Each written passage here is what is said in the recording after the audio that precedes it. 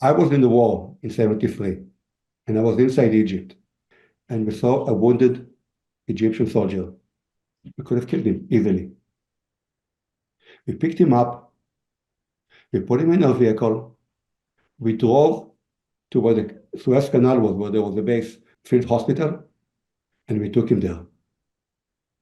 And I'll tell you, many, many days in my life, I regret doing that, considering seeing what's happening today.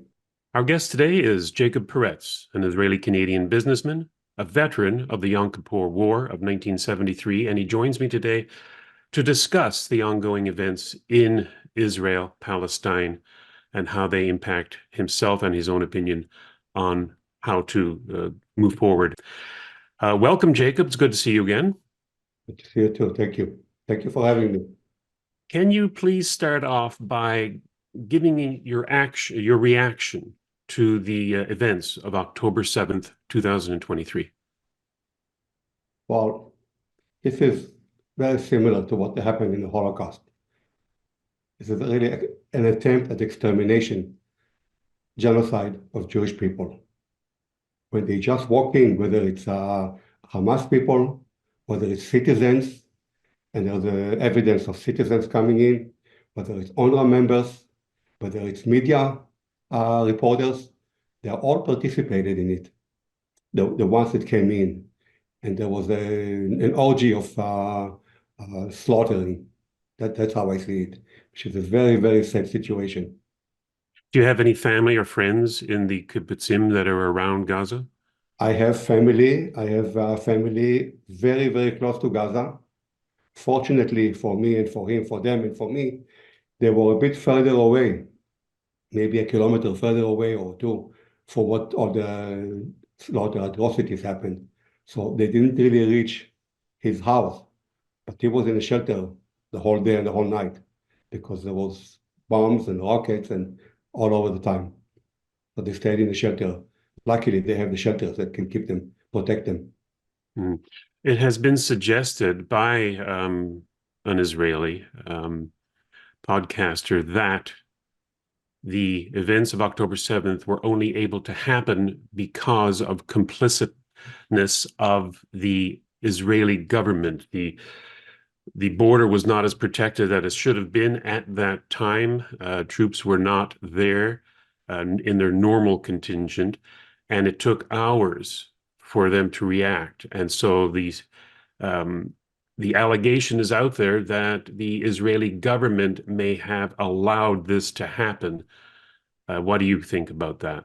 Okay, I will be very careful when I say the Israeli government.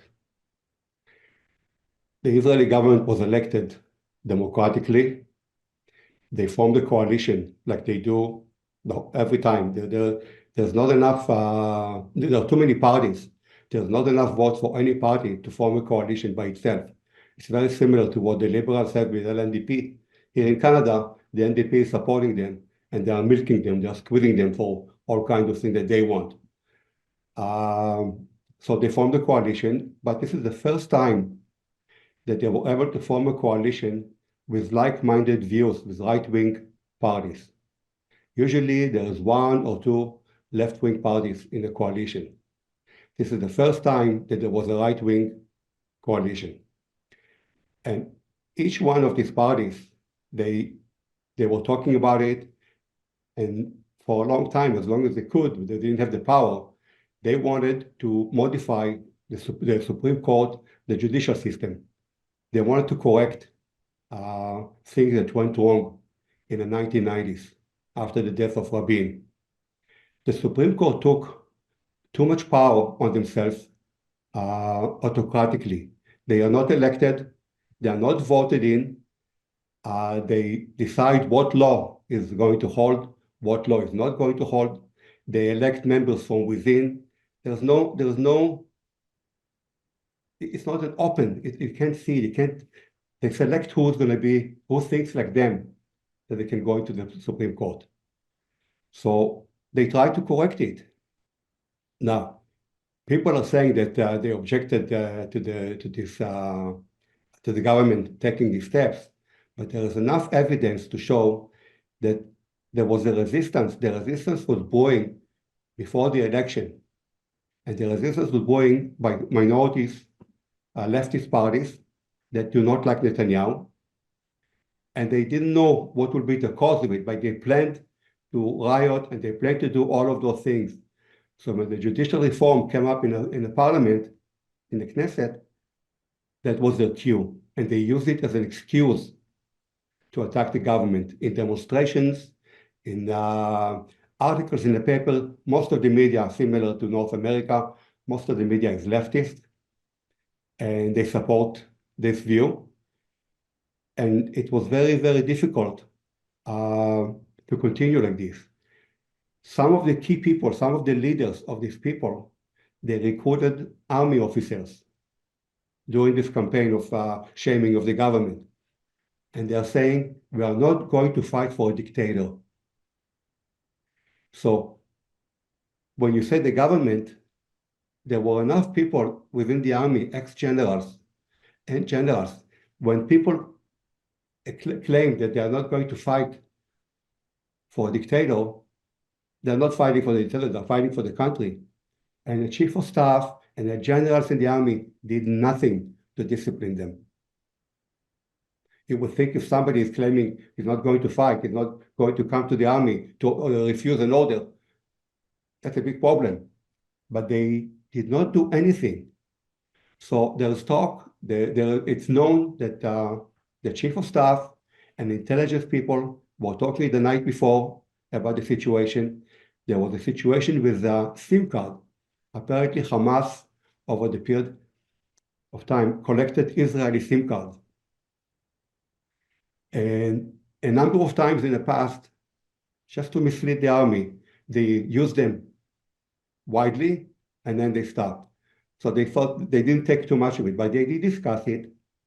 They never thought to alert the prime minister. So when they say government, again, I will be very, very careful saying that, because when they hide things on the prime minister, and there is a long history of trying to get rid of him. There's claims, there's court cases which are falling apart. Still in a war, he has to be in court. And still in the war, all the witnesses that come, they turn out that they are wrong, they are false witnesses. So the cases hold nothing, they hold no water, the cases. And it's possible the army knew. In fact, the chief of intelligence, he let people go. He took responsibility. He was on vacation by himself. They contacted him. They contacted him. They could not get a hold of him. He let go of a lot of people. And when the chief of staff had the meeting and they knew there was some situation that could happen, they figured we'll go and talk in the morning.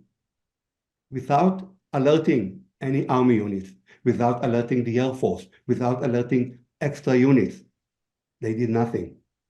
So yes, there was some responsibility of leadership, but not the government. The leadership was within the army, and it is well known in Israel. It would seem to me to be beyond comprehension that anybody in Israel, any Israeli, whether they're in the government or in the military, as you were for 3 years, would allow something like the events of October 7th to happen at all. Yet these days, we've seen so many things happen with our own governments, especially in the West, Yeah. that I will never put it past people to do evil deeds, whether they are on the other side or on our side. So is what you're saying that there is a fog of war that is happening right now that we really don't know Yes. why it took so long for the troops to respond to the attack on 7th? And you're suggesting that we don't immediately blame the government of Bibi Netanyahu and the Likud party. We should look at all of the elements that are Absolutely. surrounding this, including generals, a Absolutely. dissatisfaction with the Benjamin Netanyahu's government by labor and other Israelis. And so we just can't leap to that conclusion yet. Is that what you're trying to say? Yes, it's too early to find out all the details. Everyone bears some responsibility. There is some responsibility. Even Netanyahu as a prime minister. He's still the top of the country. He's still the prime minister. But when these key people that are supposed to do their job and they're not informing him and they're not doing their job and they're not alerting, they're not putting more units, they're not alerting the army, they're not alerting the air force, prepare a few helicopters ready. Because a few helicopters, it would have gone by there, it would have stopped it. But they were not prepared. They refused, they didn't do it. I really think that what has happened, they were expecting, they were hoping that something would happen. They never expected it to be this big. And they figured just to show him that, we're not going to do it for you. This is what's causing it. Hmm. Look in the US. Look in the US. They're saying maybe 10 million people came in. How many are Chinese? How many are from Iran? They're not peace-loving people. You can't leave China or Iran just like that to come to the US. Well, that's true, yes. You can't Now, just do that. the events of the 7th, we saw, I think the figures are over 1,000 Gazans came into Israel and performed. More like 3 to 4,000. Oh, really, that high? Yeah. And it is my understanding, and I'm no expert in this particular area, but it's my understanding that at first it was Hamas. It was an organized type of a strike, opening up the gates, so to speak, actually physically opening up the gates with bulldozers and things of that nature. They went in and they did their nasty deeds to only be followed by regular Gazans Yes. in the Yes. thousands. Now Yes. you're telling me in the thousands to Yes. continue with the atrocities. Is that correct?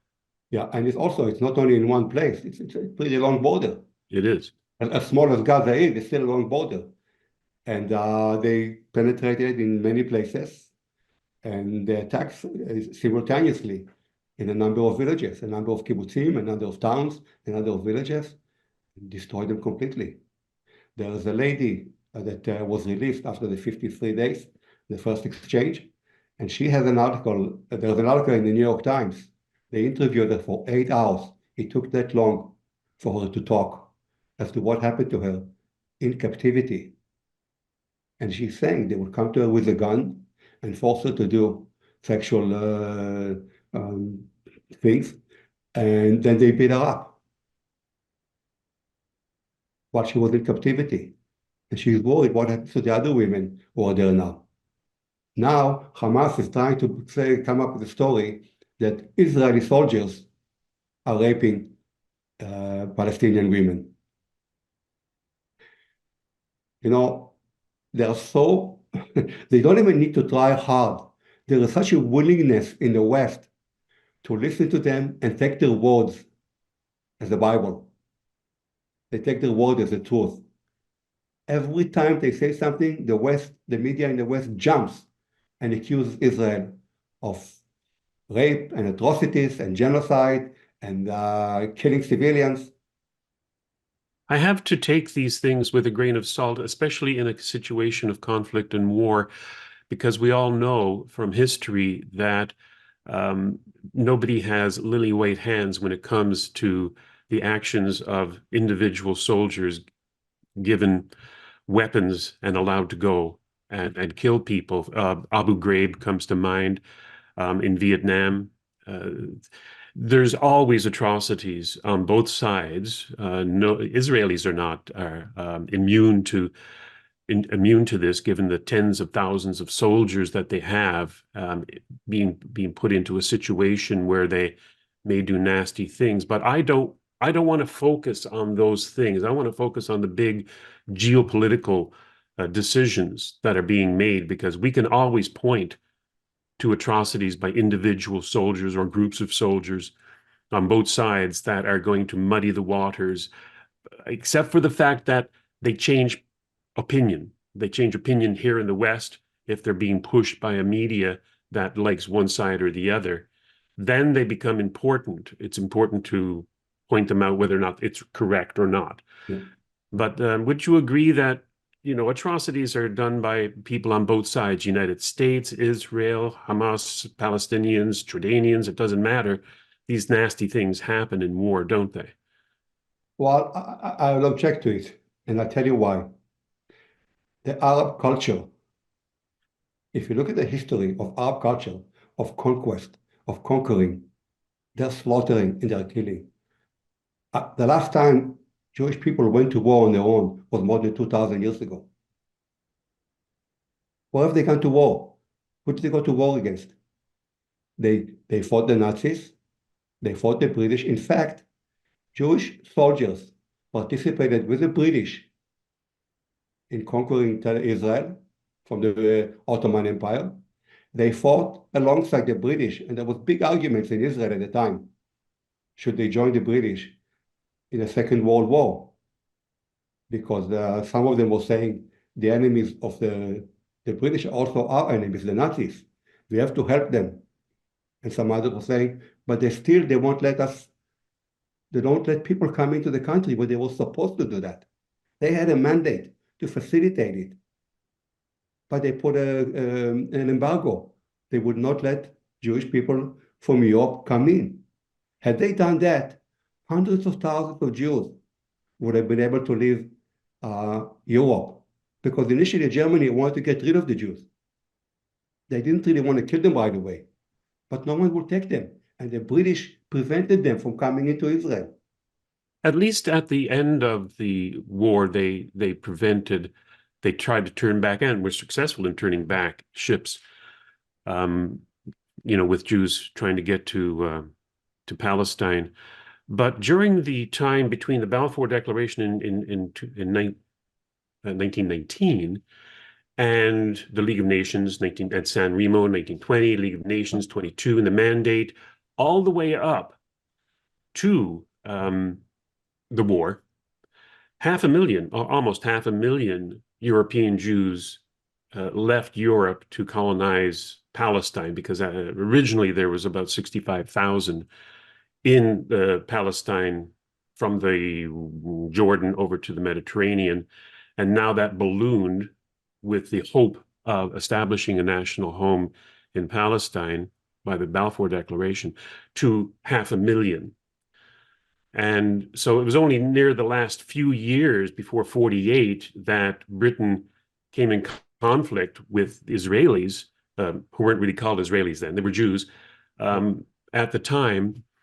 So is that the period you're talking about, 45 to 48? No. No? In the 30s.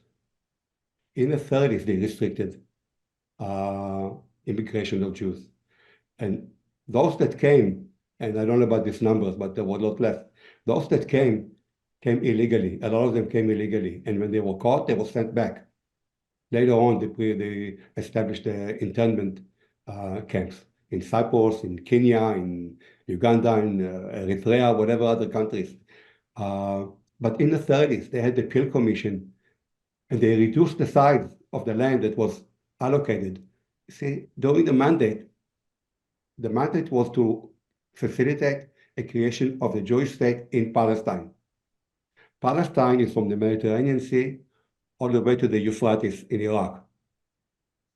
And don't forget, when they did that, they created Iraq, they created Syria, they created Lebanon. And they knighted the sheikh in Saudi Arabia, they made him a king. So they created other countries. It's not like that all of a sudden everything was existing before. There was nothing existing before. There was an Arab land. There was the Turkish, Ottoman occupied land, and there was an Arab people. They were moving from one place to another. They didn't live in Iraq or they didn't live in Israel. Many of them were nomads. They would come and wander different places. Some of them were transient workers. There were farms, there were agricultural places, because there was no industry. There was no industry at the time in Israel during the Turkish Ottoman Empire. So they would come, they would work a farm, they would work for 2 or 3 years, but the rent was so high, they weren't able to keep it. So they had to move on. They went to another place and try again. So this was not people that lived there from time immemorial. There's a book written by, I don't know if she's still alive, John Peters, an American who went to the Middle East to write a book from time immemorial to prove that the Palestinians were there from, as I said, from time immemorial. She wrote a very thick book And as she went to Israel, she went to Turkey, she went to Britain, she went to all the archives in different places, and her conclusions were totally different, very much supporting of Israel and the Jewish people in Israel. So going back to the mandate, their job was to facilitate a state. The military and the Foreign Affairs Department, Foreign Affairs Ministry, they had different thoughts. They did not want to kill a Jewish state. The US was not interested in hearing about it. Nobody was really there. Nobody was there to help the Jews. They were supposed to, but they didn't do it. They prevented them from coming in. At the same time, they encouraged Arabs to come in from other places. And Jews came and set up moshavot and kibbutzim and settlements and created light industry or farming. They needed labor because they couldn't get Jewish people to come. They had to hire Arab labor. And this Arab labor became the Palestinian refugees. Let me take the contrary point of view here for a moment, just for a debate.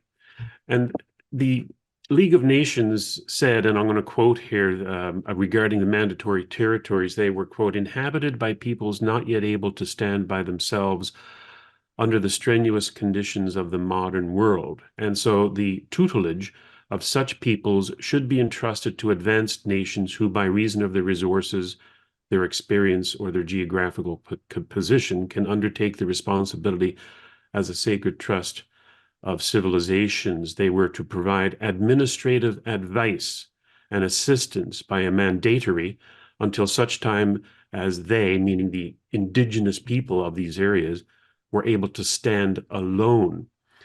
So was the British mandate, you mentioned Syria, Lebanon, those were French mandates, was the British mandate through the Balfour Declaration, which they inserted into Article 22 of the League of Nations, were they reneging on their responsibility by allowing up to 500,000, up until the 30s, as you might say, allowing the initial Balfour Declaration to inspire hundreds of thousands of European Jews to come into that territory, which did not seem to me, at least when I'm reading this, to be the intent of the League of Nations, which was to hold the territory, administer the law until as such time that the people who are living there could establish a firm government. So let me just posit that to you for a moment, that maybe the British screwed up back in the 20s when they allowed that to happen. Your thoughts? They screwed up big time. But don't forget, when the British mandate was given, the Palestine included Jordan. So this is a huge area, a huge piece of land. Yes, and then they broke that off. Transjordan went to Jordan. But yeah, the British did, not the mandate, not the League of Nations. It's the British themselves that did it. And then they did it again through the Peel Commission, which was again in 1947 with the UN. Do you know the population of Israel, excluding what they call the West Bank, Judea and Samaria? There are 10 million people in Israel, and there's room probably for 10 more. There are so many areas that are still uninhabited. So saying that they couldn't have a few hundred Jews coming in to a much larger area really doesn't hold water.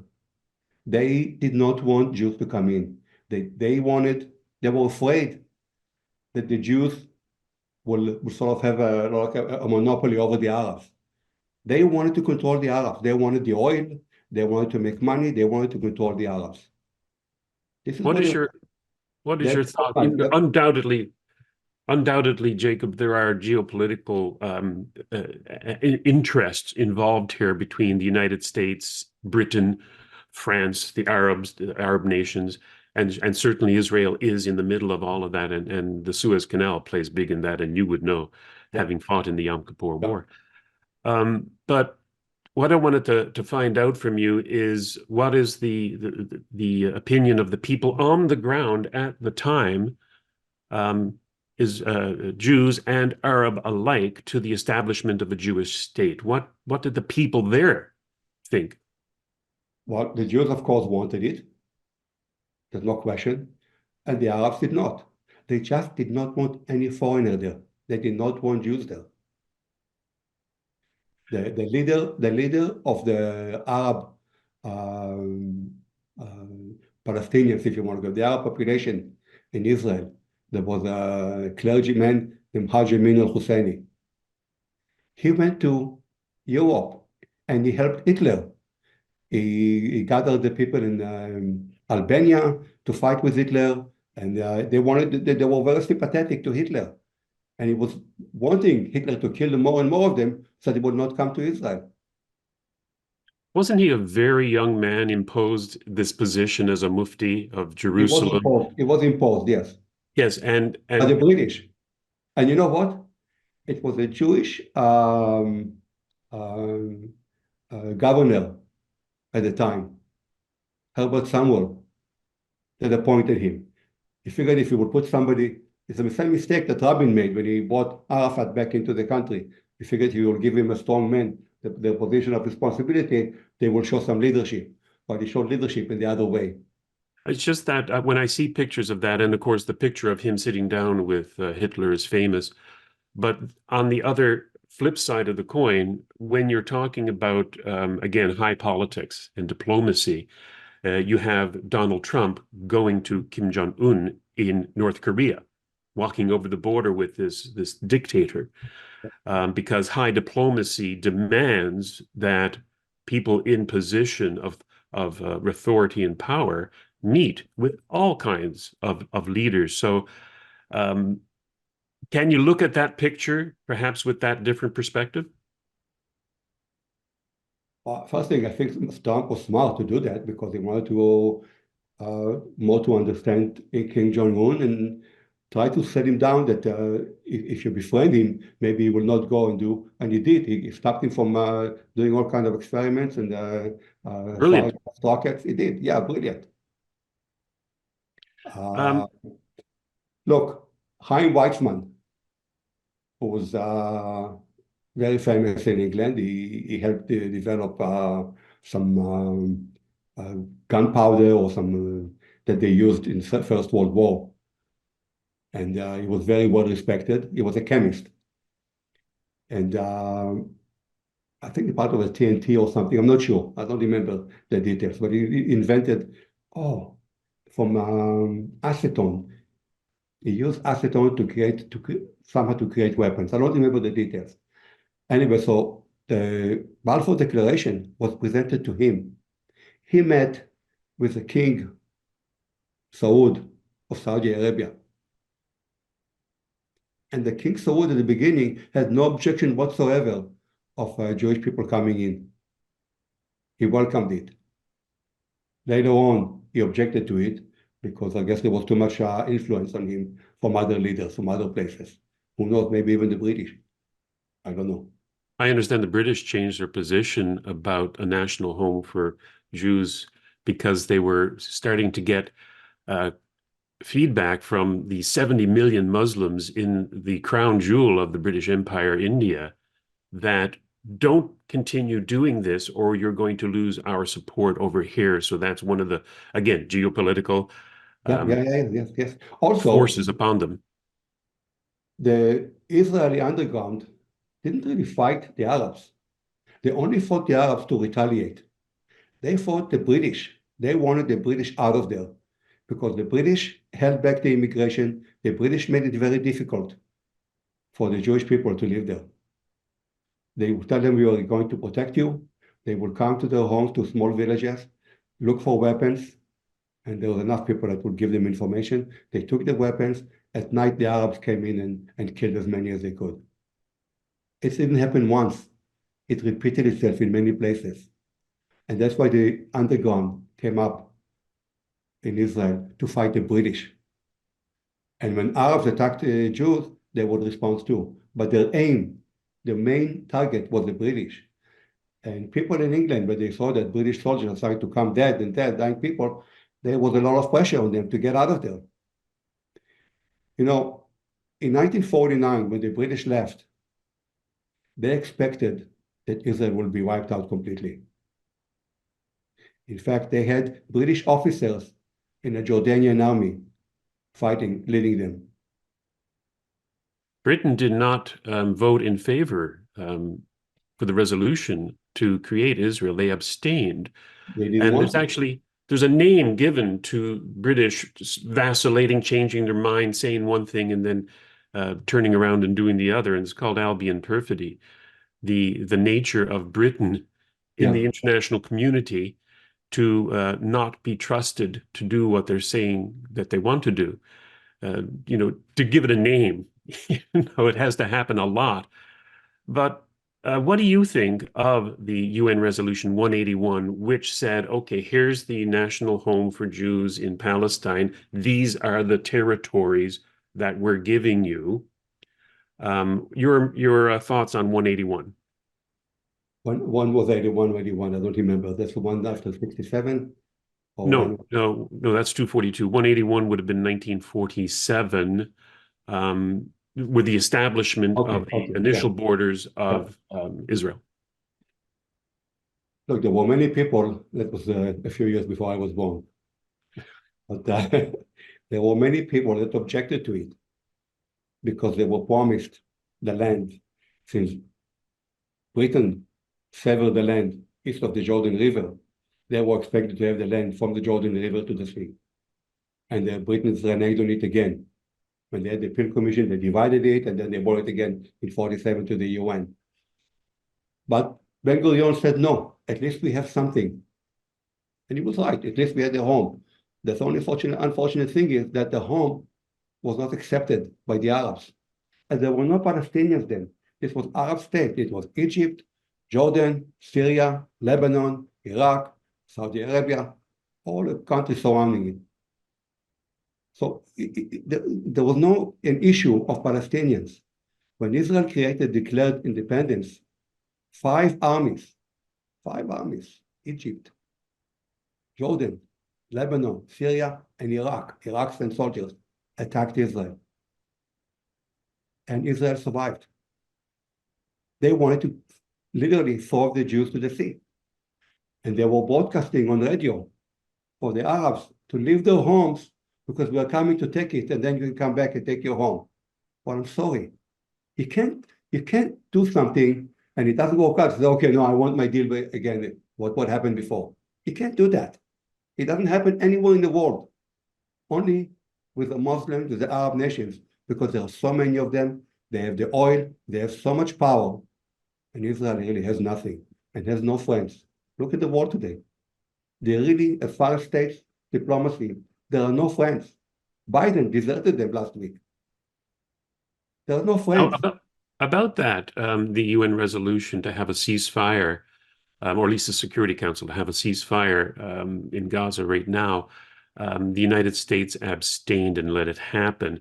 Do you Yeah. think maybe the tide is turning as far as sentiment towards Israel goes in the West, who came out strongly behind Israel after October 7th? Everybody in the West more or less said, we're in favor of you defending yourself against the Yes. Hamas. Yes.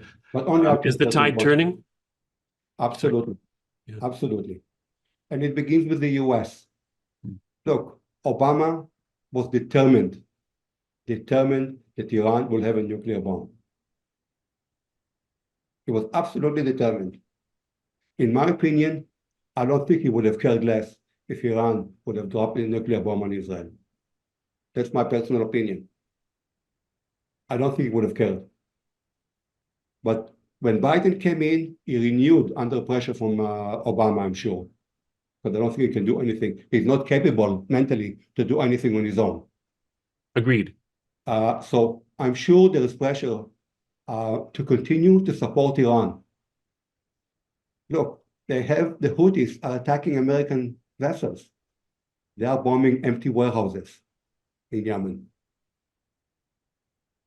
They don't want. Hamas is one of the tentacles of Iran. Hezbollah is one of the tentacles. The Houthis are one of the tentacles. There are many other groups in Syria. If Israel goes into a fight with Hezbollah in the north, they will have a fight from Syria too, and Jordan. There are Iranian groups in Jordan. In Jordan, you know, Israel is really holding the monarchy there. Israel is supporting it. They're giving them water. They're giving them gas. They're giving them all kinds of help, protecting militarily. Because other countries know not to attack Jordan, because Israel needs Jordan to be there as a buffer. 242, the Six-Day War established that Israel, whether it's right or wrong, Israel cannot take territory by conquest. And Israel defied 242 with the help of the United States. There is no UN Security Council effort to enforce 242. What are your thoughts on the UN Resolution 242, which says that Israel must remove itself from the West Bank? Why should I accept 242 when they don't want to accept the League of Nations mandate, which was a legal document?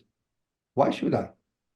Every time there was something, every new declaration, any new regulation, any new thing that they come up with is against Israel, making more difficult to Israel, shrink Israel, make it smaller, don't defend themselves. Or when they get hurt, oh, so sorry, but don't kill them. You can't live like that. You can't live like that. It's enough. It's enough. Is there any distinction you would make between the culture and politics of the state of Israel with the culture and the politics of the surrounding Palestinian and Arab states that would entice people here in the West to support one or the other? Well, I think automatically people in the West should support Israel because it is a Western country. It thinks like the West, it lives like the West, it walks like the West, democracy like the West, business like the West, culture like the West. Whereas in the other Arab countries and the Palestinian authorities, they are still 300 years behind. There's still barbarism there. Look what Saudi Arabia did to the reporter in Turkey. They cut him into pieces. So we should support Israel because, well, I mean, technically they were Europeans who colonized the area, the European Jews, the Ashkenazis, and created the state of Israel. You use the word colonize. I would not use it. There was no country. There was never any other country besides Israel there. There were other people that colonized it. There was the Crusaders, there was the Arabs, there was the Ottomans, there was the British. They were the ones colonizing it. No one ever owned it. No one ever ran it. No one ever operated the government there. There was never a state, a government, anybody that could say, this is our home. There was nothing. It was the Ottoman Empire for 400 years, and people came and go. And if you come, you need to get a permit. If you leave, they control it militarily. There was nothing there. You can't say colonized. It's people coming home. They were not wanted anywhere in the world. There were pogroms in Russia, in Eastern Europe. They were kicked out of Spain in the 15th century. They were kicked out of Britain. Then they were called back to Britain because they needed the Jews. They needed money. You can't play with them yo-yo. One day you're here, one day you're there. You can't say colonized. It's not colonization. They came home. This is what Zionism is. The return to Zion, to Jerusalem. The return to home. This is what Zionism is. It's not only colonialist or anything else. Okay, interesting. But I don't think that it's wrong to say that the people who moved there, immigrated there, were of European background, Poles, White Russians, Lithuanians, Germans, Austrian. They were European educated. They were backed by a lot of very wealthy Jews in Europe and governments in Europe to help establish basically, as you describe, a Western state in the Middle East. Right. So is this why you're saying that we should really support it? Because as compared to the Arab states, it is a much more classical liberal in its sentiment in politics. It is much more able to defend the individual rights of its citizens, Arab or Jew. as compared to the Arab states around it. So is this the comparison we should make between those two conditions, You know, cultures? in the early 60s, Egypt was fighting in Yemen. What do you have to do in Yemen? What do you have to do in Yemen? And killing Yemenites. And then they stopped and then they figured they have the army, they're going to Israel. But this is there's only one Jewish homeland. There are 43 Arab and Islamic countries in the world. 43. There are Christian countries in the world. Only one Jewish country. Small, very small. Leave it alone. Leave it alone. Understood. Yeah. Is it moral? Let me put it that way. Is it moral to have a state based on an ethnicity or religion? I know it's a secular state, but it's called a Jewish state. And now with the basic law under the Likud party government, it is being even more entrenched as a Jewish state where Jews are the only people there who have the right to self-determination, as it's mentioned in the basic law. Is that a moral thing to do, to set up a nation based on an ethnic, cultural identity and a religion? The Palestinian Authority will not allow any Jew to live there. Arab countries would not allow any Jew to live there. Why look at Israel only? They're Oh, doing out of necessity, yes. There are close to 2 million Arabs in Israel. They are the smartest of them all. They live the best in Israel than in any other Arab country in the whole area. They have the best life, the most freedom, the best education, the best the medical school. You know, you go to the hospital in Israel, nurses and doctors, so many Arabs from within Israel, not from the West Bank, Judea and Samaria, from within Israel. A number of years ago, my brother passed away. I went to Israel while he was in the hospital, and his doctor was an Arab, the nurses were Arab. It was normal. It was accepted. There was nobody raised an issue. There was nothing different. They are citizens of the country, and they participate in everything in the country. They even have members of parliament who call for the destruction of the country. Can you imagine that? Can you imagine if there was a party in Canada against Trudeau that wanted to destroy Canada? well, Even though, some would say that the even though Liberal and he's NDPs doing a want good to. job. They are. He's doing a good job on his own. Yes, it's already gone, if you ask me. Um, Given the broad definition of genocide in the Geneva Conventions on genocide, I don't know if you've read it. Have you? I The didn't read definition? it. I No. really didn't read it. It's not what you think it is. If you think that it means the extermination, the killing of an entire population, it can mean as little as offending a single person of a group. This is When the was this Geneva. definition created? Pardon? When was this definition of genocide created? Oh, 49, I think, something like that. It was after the Holocaust, and it was actually defined by a Jew. Gosh, his Oh, name escapes me at the moment. But this is interesting, is that right now, what I want to talk about right now is the International Court of Justice in South Africa's allegation that Israel is committing genocide. I put that in air quotes, against the Gazans. Since genocide can mean in whole or in part, the even moving people, preventing pregnancies, things of that nature are now termed genocide. Offending somebody from another group can be genocide. What is your thought on the International Court of Justice and the allegations brought forward by South Africa that Israel is committing genocide, so-called, in Gaza? I have a question for you. Yes. If they kill their own people, is this genocide? I don't think no, I don't think that would be fall under the definition. They slaughter their own people. They put their own people in front of them. They build weapons and everything in homes. Okay, so you want genocide? I'll tell you genocide. The population in Gaza, based on the United Nations, in 1960, I wrote it down this morning. I saw it.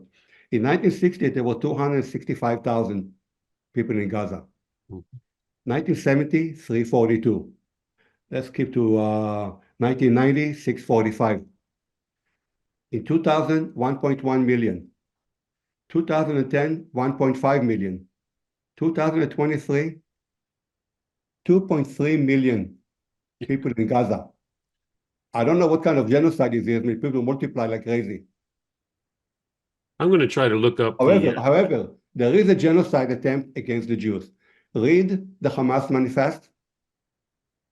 Read the Hamas manifest. And whoever claims that the Jews are conducting genocide, let him explain the Hamas manifest, paragraph 7, paragraph 4, and let him see what they say about that.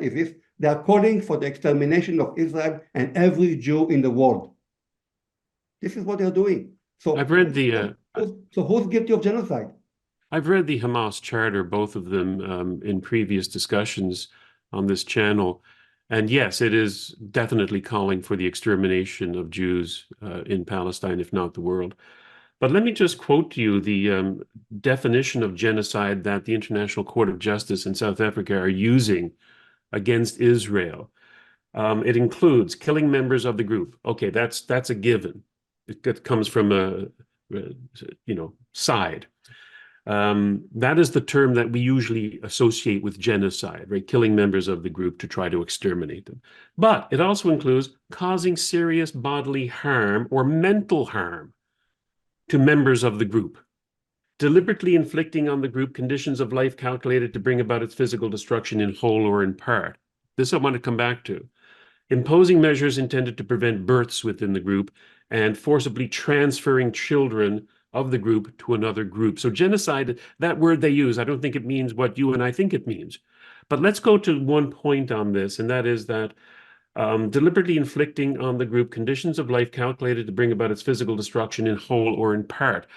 What I could never understand, and perhaps you can help me with this, is why, even since 67, Israel, when they go into a terrorist's house, they remove the terrorist, either killing them or arresting them. They move everybody out of the house. It's vacant.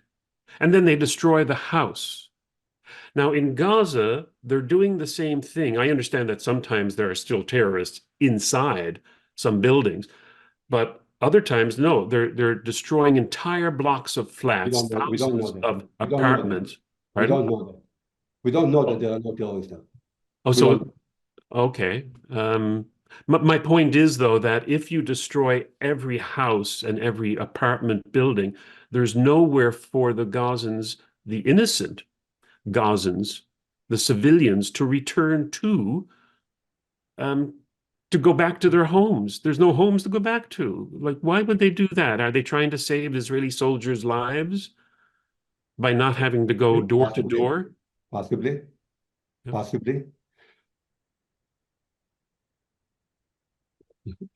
They want to kill Israelis. They want to destroy Israel. What options do they really have? What options?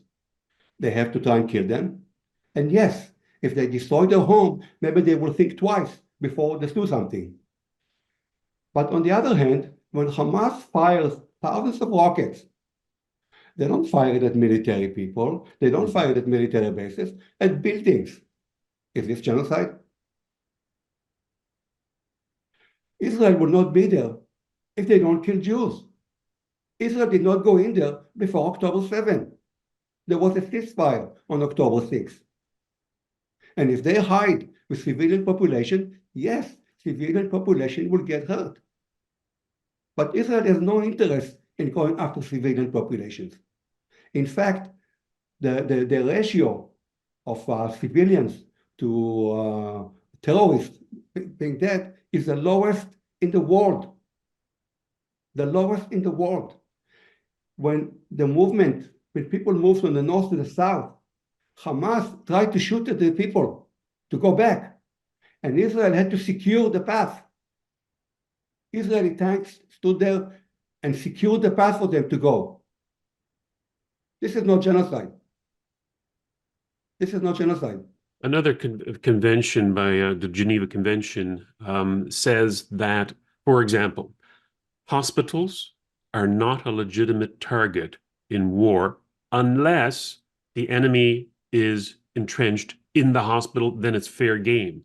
I think people are losing that distinction and definition when it came to the hospital in Gaza. Do you agree?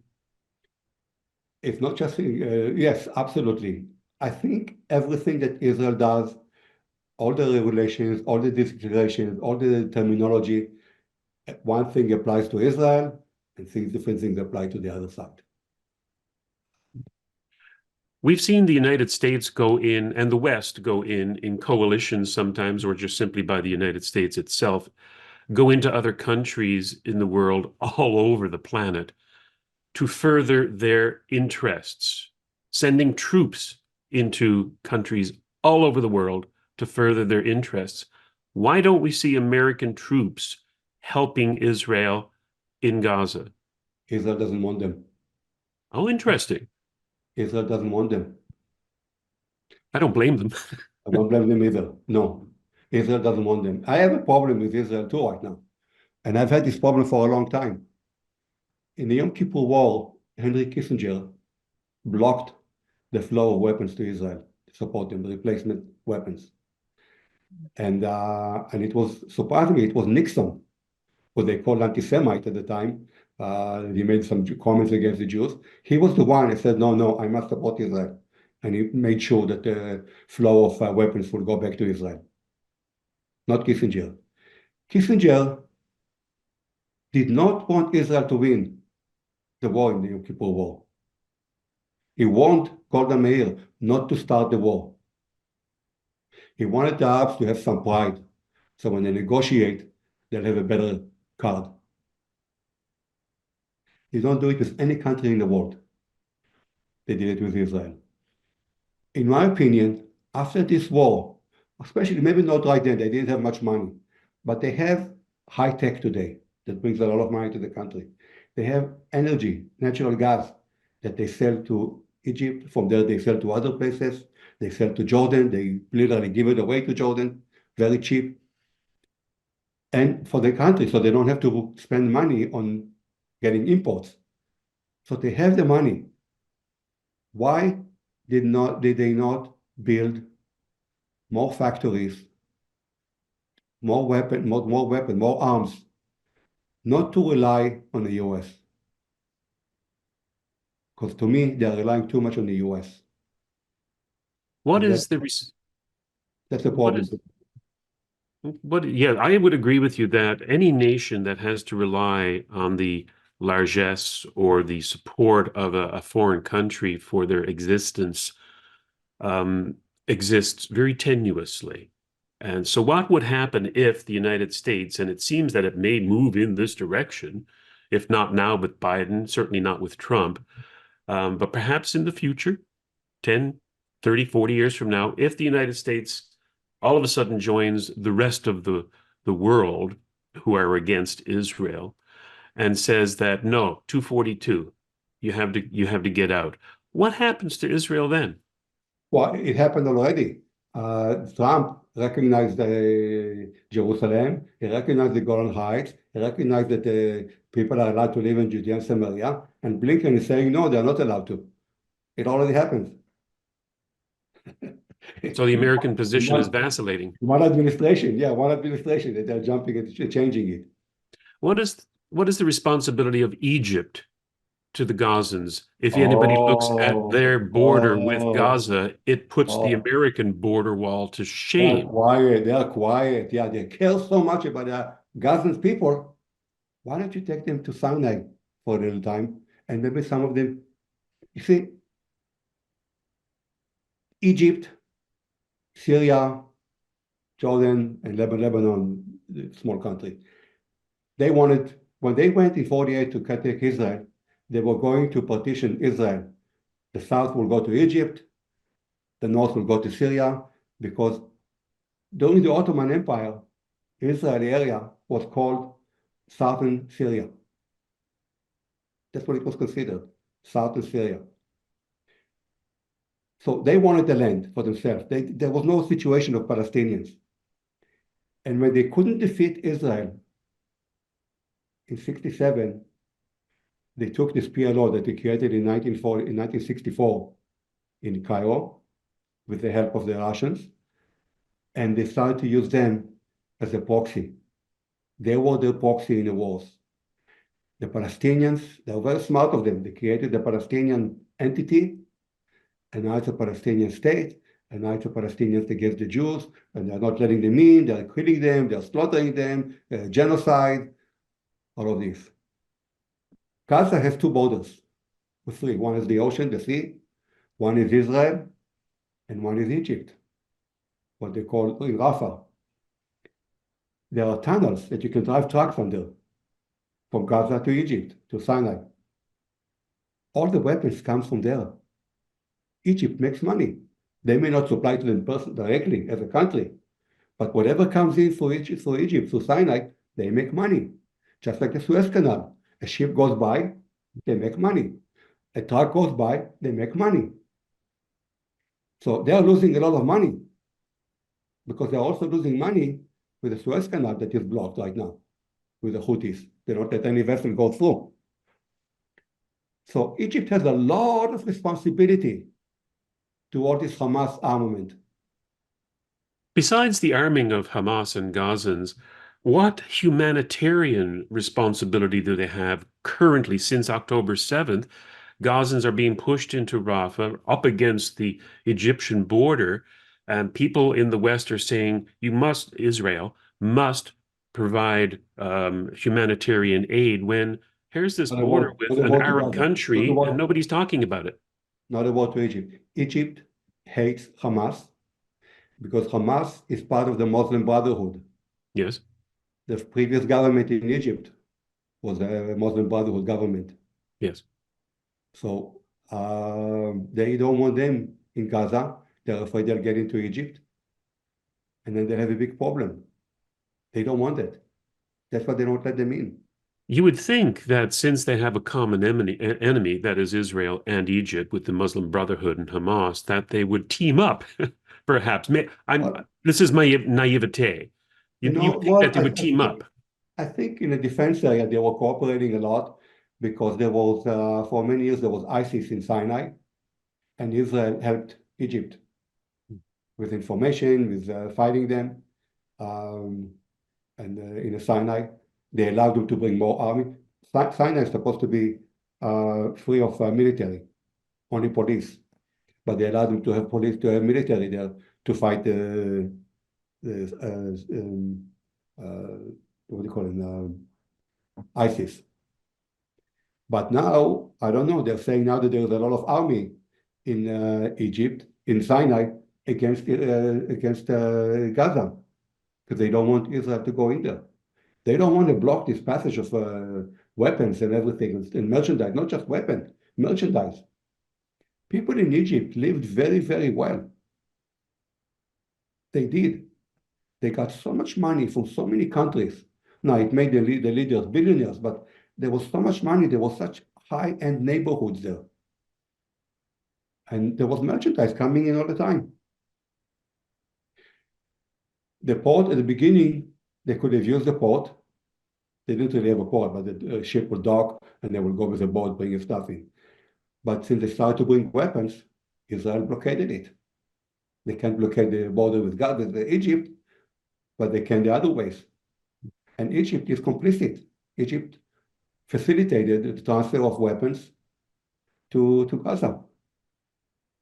And even the trucks that are going through, there's weapons in them. Oh, undoubtedly, they had to get them from somewhere. Yeah. They even ripped up their sewers and the pipes for the sewers to use as weapons and bombs. Israel was helping them agriculturally to grow land, to grow food, the vegetables and everything. They took those pipes and they created rockets out of them. And they're saying they don't have water. Of course they don't have water. Israel supplied them water, but they take the pipes away. But it's Israel's fault.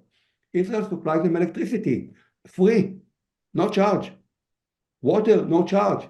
Why? You're getting money, do something with it. I would agree with you. I mean, to me, it boggles my imagination that Israel, who is the target of their animosity, would give them anything.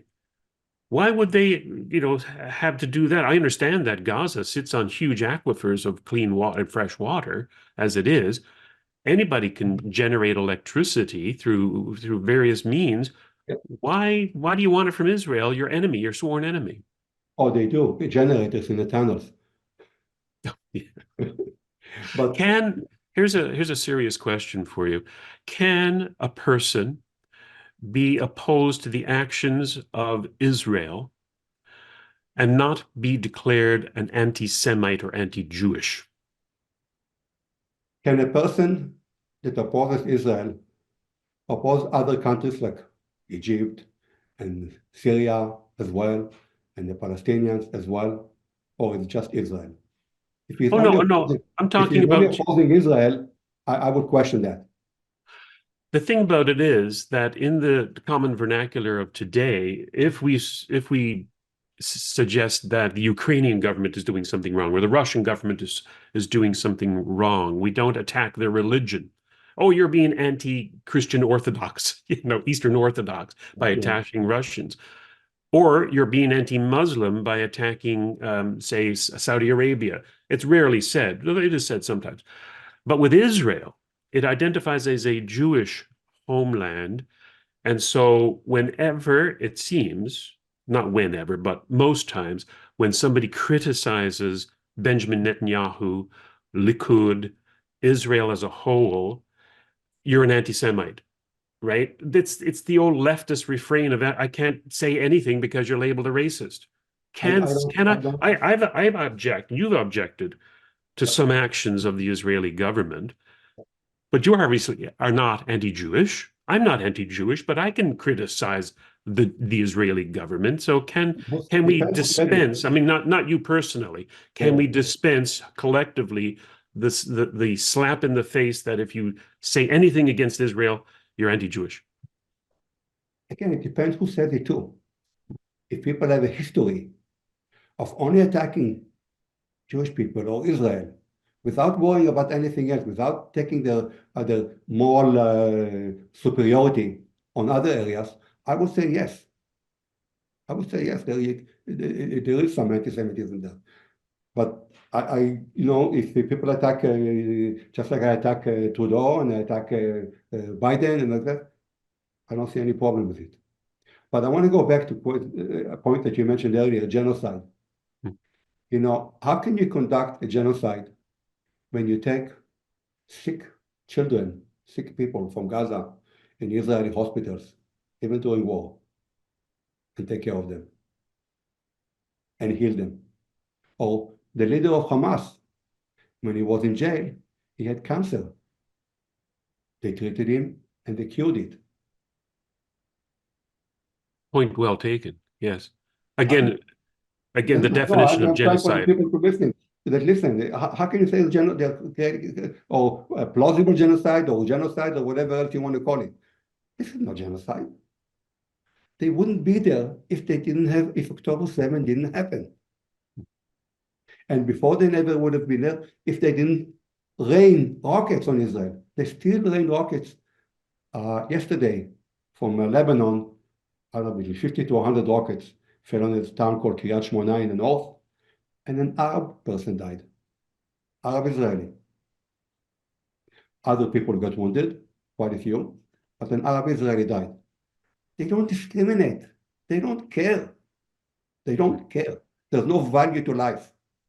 When you go to a suicide mission that you're going to meet 70 virgins in heaven, there's no value to life.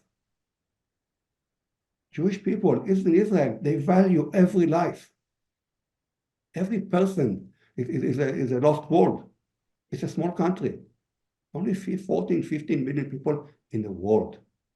Let's talk about Jacob, let's talk about the one thing that is in social media and out there for everybody to see is the cries against the Israel lobby in the United States. There have been maps made of the people who are close to Biden's administration in the administration itself. The population, the Jewish population in the United States is 2%, give or take. However, the number of Jews in the Biden administration far exceeds that ratio. What are your thoughts on the immense, and it is immense, and it's very wealthy, Israel lobby in the United States to curry favor with the Congress there? I would suggest you take a look at how many Arabs are in the US administration today compared to their side of the population, and you'll be astonished. It is much, much larger than the Jewish lobby and the Jewish people working in the administration. And that's part of the reason why, another one of the reasons, not the only reason, because I think Iran is the main reason, but that's one of the reasons why he really can't, what he can't, he's doing what he's doing, forcing Israel to accept a ceasefire, which will mean a loss. So also, people always talk about, well, I shouldn't say, people talk a lot about the Jewish lobby, but the Arab lobby in the United States was much more influential, which was the oil lobby at the same time, much more influential, much more money. And the influence went not only to the government, but to universities. For the past 15, 20 years, maybe even more, Arab countries like Saudi Arabia and Qatar, especially Qatar, put a lot of money into universities to start having Islamic studies, so to bring in more studies. So students from Arab countries coming to study because they're giving them so much money. So take more students, more Arabs. So this October 8th, all these demonstrations against Israel didn't happen in a vacuum. It was percolating for a long time. And in my opinion, I think if Trump gets in as president, the first thing he should do with universities, stop getting foreign money or declare and pay tax on it. Interesting. Yeah. What are your thoughts then about the huge, and it is absolutely huge, tens of millions of people in the United States who are Christian Zionists who believe, now here we delve into religions and we have to Okay. tread lightly, but who No? believe that it is biblical that Israel take the river to the sea as a prelude to the second coming of Jesus on the Mount of Olives, in which case all Jews will convert to Christianity, and then there's the rapture and yada, yada, yada. You know, I don't want to make light of it, but it's a huge influence, don't you think? Yes. But there is also another option. Then instead of Jesus will come for the Mount of Olives, he will be the Messiah. And then all people will become Jewish. Well, can't you see my concern that if the religious people in government in the Knesset and the religious right, I don't like using those labels left, right, but the religious lobby in the United States, Christian Zionists, are so powerful, believing this ancient biblical prophecy that it's driving people's politics today, it's with a fervor that you can only get from a fanaticism driven by a religion. Is that a concern to you? No, No? no. I'm happy that there are people supporting Israel. And I No always, matter why they're supporting it, huh? no matter their reasons. Jesus didn't come for 2,000 years. I don't expect it to come next week or next month or 10 years from now or 50 years from now. Well, they're importing red heifers into Israel, I understand, and that is a prophecy. Report whatever they want. Okay, so I don't see. Uh, Okay. saying also that if certain things happen, the Messiah will come. Again, it didn't come for 2,000 years. There was a Holocaust, it didn't come. So you put no stock into that I'm happy. movement. Listen, I met some evangelicals in Canada when I lived in London, a minister, and he asked me to come and speak at his church. similar things about media bias in Israel, and I went to talk. And in fact, I don't know if you're aware, I ran for 10 years from 2002 to 2012 in London at the Jewish Community Center. I ran a series of lectures every year during January, February, about one lecture a week for 4 weeks. And people really enjoyed it. And I brought people from all over the place. I even had Stockwell Day, came to talk why support Israel. So this minister came and he spoke why support Israel. I have no problem whatsoever. No, it's a very open community there. I've been to that community center on Huron Street, and I've attended one talk there, and I found that the community there is very open to discussion and debate. We always had people, in fact, Salim and Sue used to come to the lectures. True. That's the one that I went to where Salim was I actually hosted, participating. I hosted Salim and Sue a couple of times, one time alone, and one time in a dialogue with Sir Martin Gilbert, who used to be in town because he married a girl that had a house in London. So he would come to London so he can sit down quietly and write because there was no interruptions, no meetings, no event that he had to attend. So he would come sit here for some time and be able to write because he wrote so many books. He was so busy. So he had a talk together with Salim Mansour. Yes, for those who may not know, Salim Mansour is a huge contributor to this channel, Just Right Media, and he can just go to our channel to find out his thoughts I about know. this I've whole been issue. getting the recordings. Well, let's end the discussion if we could, Jacob. It's been fascinating, but we could go on all day about this. There's so many facets to the entire issue, from historical to current to geopolitical to religious. We'll never cover them all, but I do want to ask you, in closing here, what is your suggestion as to achieving peace in the Middle East? There's going to be peace. There will never be peace? I don't say never. I don't know about never, but there's not going to be peace in the foreseeable future. As long as you have such a huge body of people, a huge number of countries and people wanting the destruction of the Jewish people and Israel, there is not going to be peace. There is not going to be a two-state solution because what two state? Israel pulled out of Gaza in 1995. And the one that pulled out was Ariel Sharon, who was a military heroic that supposedly living with an iron fist against the Palestinians.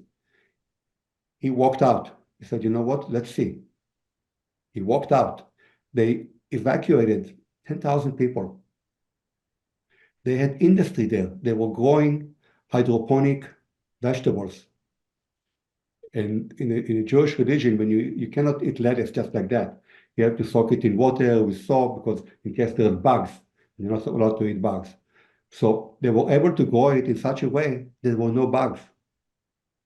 So it went all over the world, the Jewish communities all over the world because they loved it. And into Europe, it was a great success, great industrial success. So this was the second time that Israel pulled out Jewish settlers, the Jewish villagers, farmers, one from Sinai, when they made peace with Egypt. They refused to give Israel a little piece for the war. And Begin said, okay. And they left us with Gaza, and Sharon left Gaza in 2005. They destroyed those farms because they employed Arab workers. They figured, okay, you keep the workers there. You have industry, there something to eat. They destroyed it. Went to the world begging for money. It's sad. Yeah. There is not going to be peace. When they build such a maze of tunnels, and they do the same in Lebanon, by the way, Hezbollah. They have the same in Lebanon, and they have a lot more rockets, and they have a lot more access to weapons than Gaza did, because they have Syria, and they have the sea. There isn't going to be any two-state solution. There isn't going to be any peace. You know, I was in the war in 73, and I was inside Egypt. And we were going from one place to another, and we saw a wounded Egyptian soldier.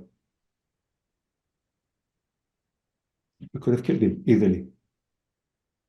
We picked him up, we put him in our vehicle, we drove to where the Suez Canal was, where there was a base, there was a field hospital, and we took him there. And I'll tell you, many, many days in my life, I regret doing that. Considering, seeing what's happening today with how Israel is being treated. Many days in my life, I regret saving that person. Of course, after 73, you made peace, or Israel made peace with Egypt. Yeah, but still an Arab. And seeing what Arabs are doing, what Egypt is doing to Israel. Egypt is not a friend of Israel. It's a very, very cold peace.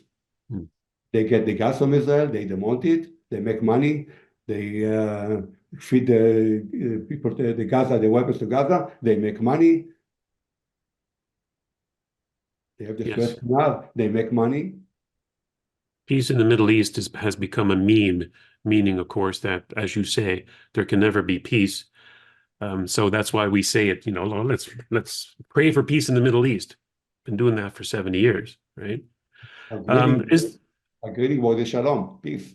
Yeah. When we greet each other, we say shalom. Yes. And when you toast, you say l'chaim, to life. Life, yes. Yes, I love that toast.